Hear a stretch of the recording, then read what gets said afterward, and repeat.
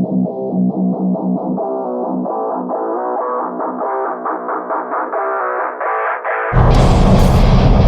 everybody, James Swank here with JUNK180, 707-536-0740. Check us out online at JUNK180.com. I am in the Ram 1500 today. Personally, I got my guys out on the dump trucks today, and there's always an ongoing debate on the junk removal boards, Facebook groups about, you know, what's the best truck for junk removal? Is it a dump truck? Is it a box truck? Should I just get a pickup? Maybe put some sides on it? And the reality is that any of those are viable options, but no one truck is ever right for every scenario. Now, our dump trucks, for example, are good for well over 90% of the business we do. We got a big job coming up. That is it's a big commercial clean out. And I'll probably be renting larger box trucks for that job, simply to limit the amount of runs back and forth to the dump. It's more beneficial to spend time on site than it is to continue to have somebody off-site all the time doing a dump run. So what I got right now is it's an old pop-up style camping trailer, and it's like 30 or 40 years old. It's an old Coleman. I went and took a look at this the other day, and continue on Panorama Drive for half a mile. And I'm almost there. I'm gonna pull over so I can finish the video. So this trailer is parked off to the side in the front yard. It is partially hidden by a removable fence section, and the tires are flat. The trailer is in old condition, what you would expect. And I gave them two different rates, one for the tow out rate and then one for a demo rate, and they were fine with both. They also signed an agreement that you know, we will be pulling the truck onto their front yard, which is hardscaped. It's decorative rock, and that you know, we can't be held responsible for any underground utilities or irrigation or damage to the landscaping. Really, there shouldn't be a whole lot of risk there, but there are some it's called bender board that kind of frames out the different sections of the decorative landscape. They were totally fine with that. They signed the agreement, no problem. And what I'm going to try to do is they have a couple spare tires for the trailer. I'm going to try to swap the tires out. The spares look like they should hold air just fine, and attempt to get the trailer roadworthy and simply hook it up and tow it out. If that ends up not being the case, then we're going to demo it in place. And like I said, provided two different rates, and they were fine with either one of those. This is in Benicia. I'm almost there. But you know, that falling back to the original point, even though we use dump trucks most of the time, and box trucks, we'll rent larger box trucks for larger cleanouts, this is one of those scenarios where neither one of those are the appropriate tool. This is the appropriate tool for this particular job. Now, you don't come across these too often, but when you do, it's going to be a lot faster, a lot easier to tow it out than it is to demo it. You could always demo it, and then your box truck or your dump truck is going to work just fine. But if you can tow it out, it's going to save a lot of time. All right, almost there. I am actually having one of my crews meet me there. They have some equipment on their truck that I might need, and we'll see you there.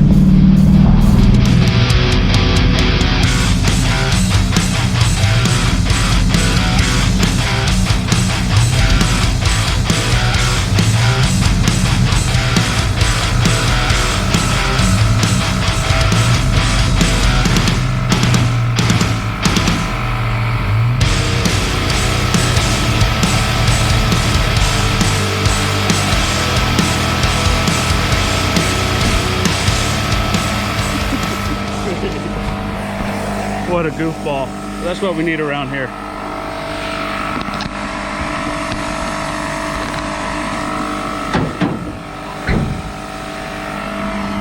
So first thing we're gonna do,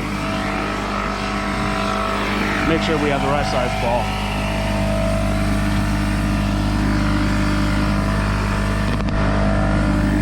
You can see,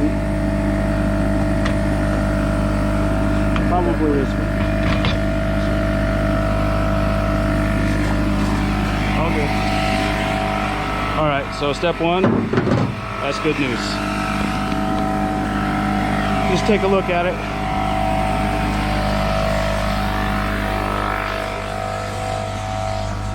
We're gonna jack it up and try to swap these tires out on both sides.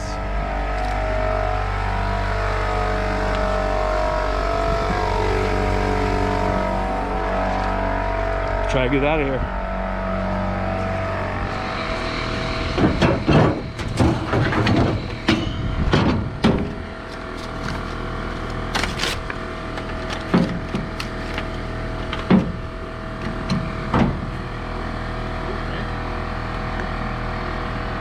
Now this I got specifically for concrete posts.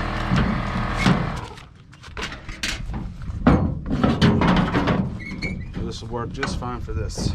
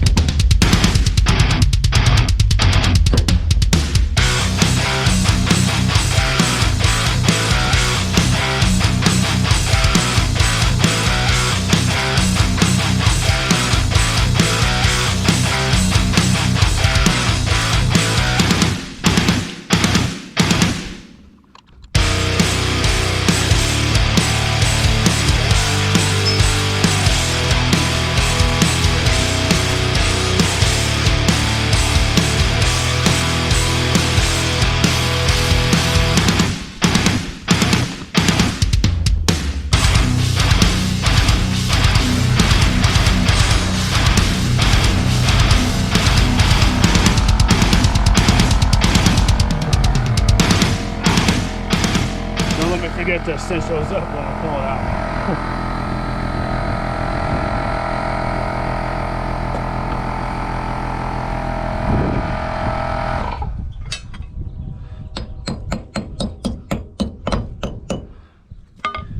Make sure that hub stays lubricated on the way to the scrapyard.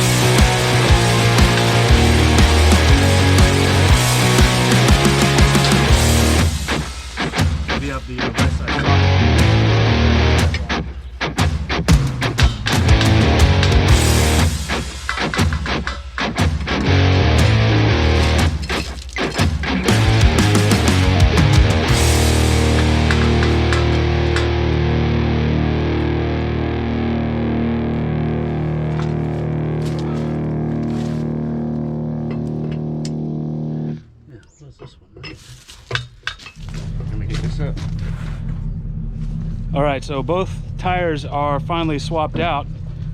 Here's the second one right here. Hey Dominic, what'd you learn today?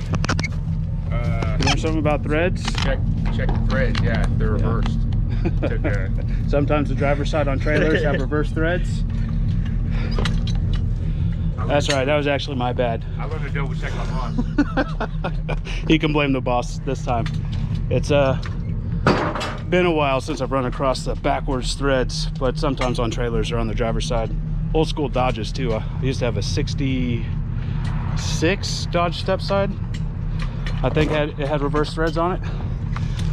But now we're gonna try to hook it up and pull it out of here.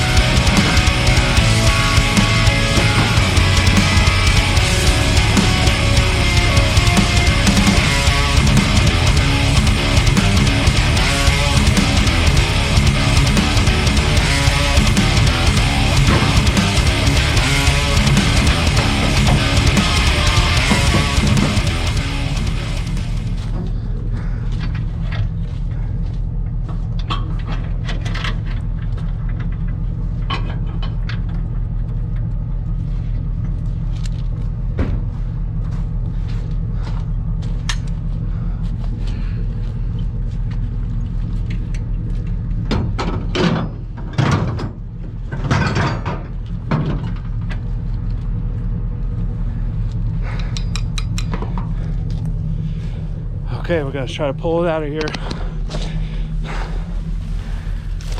You can see, might be a little difficult.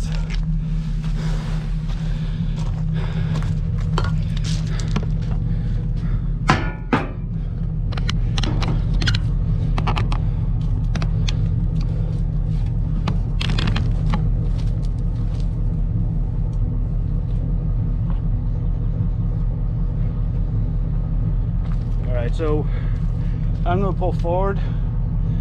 You know, there may not be a whole lot we can do with some of the scraping, but if like, I don't want to tear up this bender board if possible. If necessary, we'll use the jack and kind of inch it forward to prevent as much damage as we can. Yes, sir.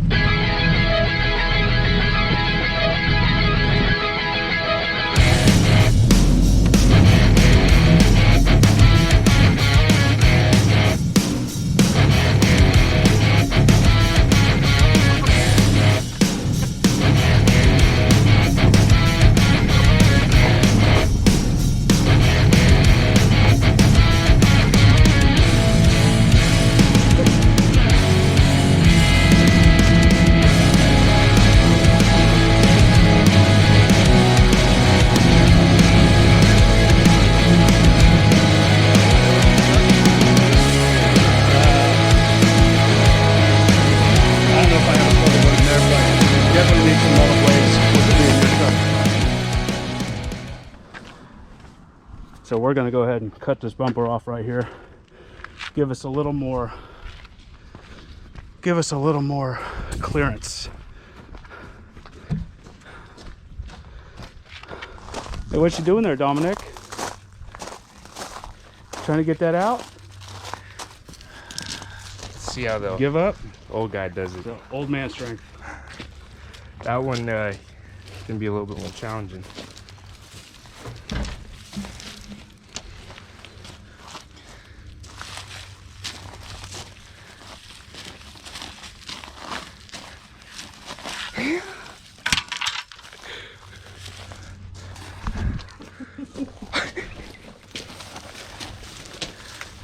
Just gotta work the hole open a little bit. Oh yeah, Muscle it out. I wouldn't know nothing about that. Yeah, I figure.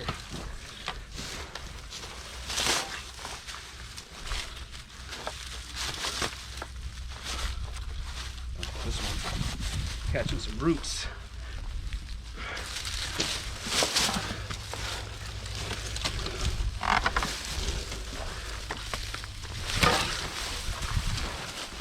Bendy. These young guys.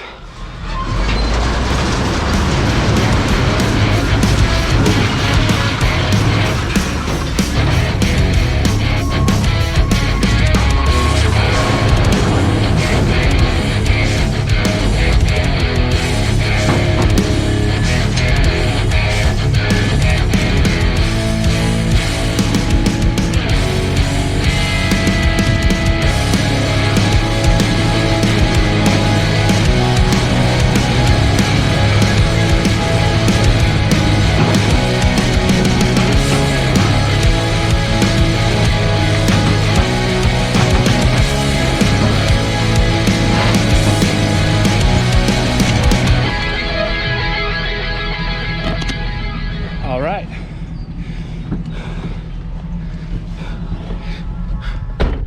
So that is that. Obviously I took the good tires because it's always good to have a couple spares, specifically for a reason like this. Might end up using those again. And instead, I left 2 of the bad tires. I paid for them. So, all right, so that's gonna do it for that job. Disposal is complete. Everything that we picked up is now gone. The options that we had here, and I'll kind of briefly go over what they are and why we chose to go the route we did. So number 1, travel trailer. There's a lot of metal on that, right? So a lot of guys, likely a lot of you watching, will say, hey, you know, that's got scrap value, you know, break it down and go recycle it. You get a couple bucks, and you know, that's option 1. Option number 2, I guess there's really kind of 4 options. Option number 2 is break it down and actually repurpose the frame. That is definitely one possibility. And option number 3 would have been to drop it off at the scrap yard. I mentioned already that would have cost $100. And then option 4 was to go ahead and just drop it off at the transfer station, pay their fees, and get on with the day.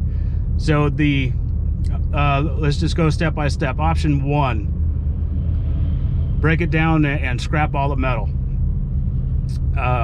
You know, there's a couple bucks in there. That those trailers don't really weigh a whole lot to begin with, so you know, you're probably looking at 10 or 15 bucks in metal, at least with today's scrap rates. But it would have took a long time, several hours, if not the better part of a day, to go ahead and break it down and get those metals separated. Not to mention, you have to have a place to put the metal, and then a place to put the rest of the refuge. And so the time didn't make a lot of sense with that. it's just too much time investment for the amount of money, the amount of return. Option number 2, basically same thing, break it down, keep the frame, or maybe even sell the frame and repurpose it, which was a brief consideration. I could use another basic utility trailer, but again, there's just a whole lot of time invested in that, and you could pick up utility trailers for $500, $1,000. It's not necessarily the wrong thing to do, but when you're talking about fabricating a trailer, you're talking about time, you're talking about the materials necessary to do so, and you know, the materials would be a couple $100 by themselves, let alone all the time welding, grinding, painting, and then you got to go through the effort of, well, now you got to register it. You know, it's now a custom trailer. Go get your VIN number from the CHP. It's a process to do. You can do it, and it's not necessarily the wrong thing to do, but the time invested, you got to take that into consideration.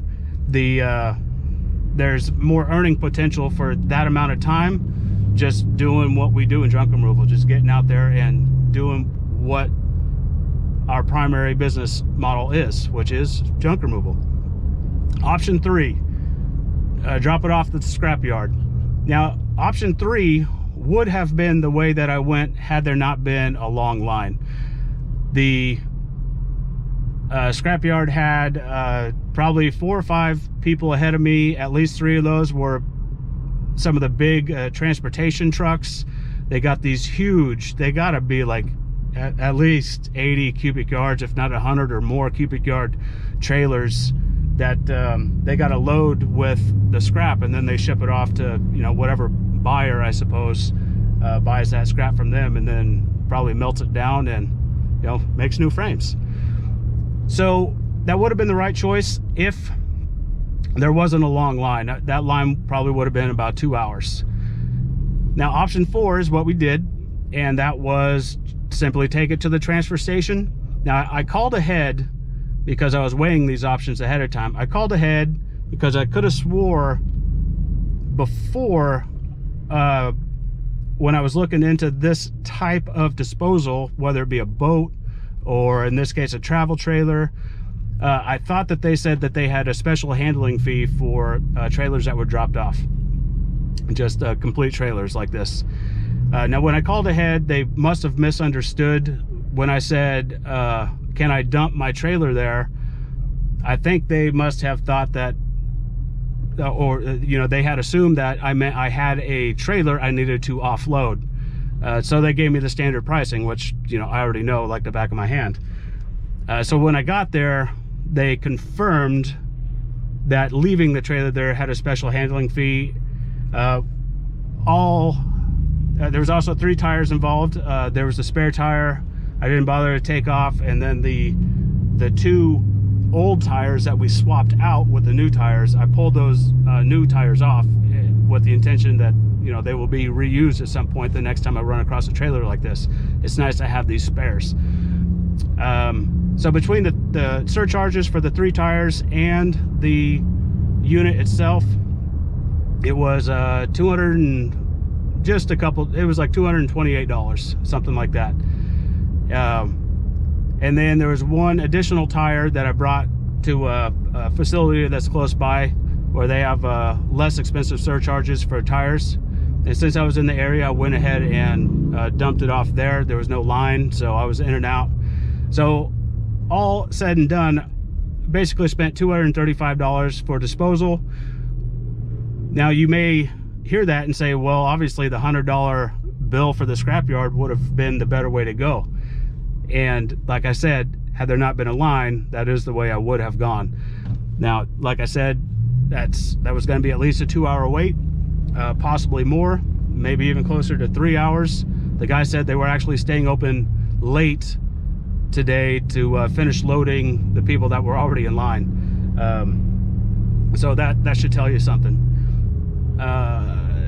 So to save $130, it's not worth 2 to 3 hours of my time, frankly. So that's why we dumped it off here.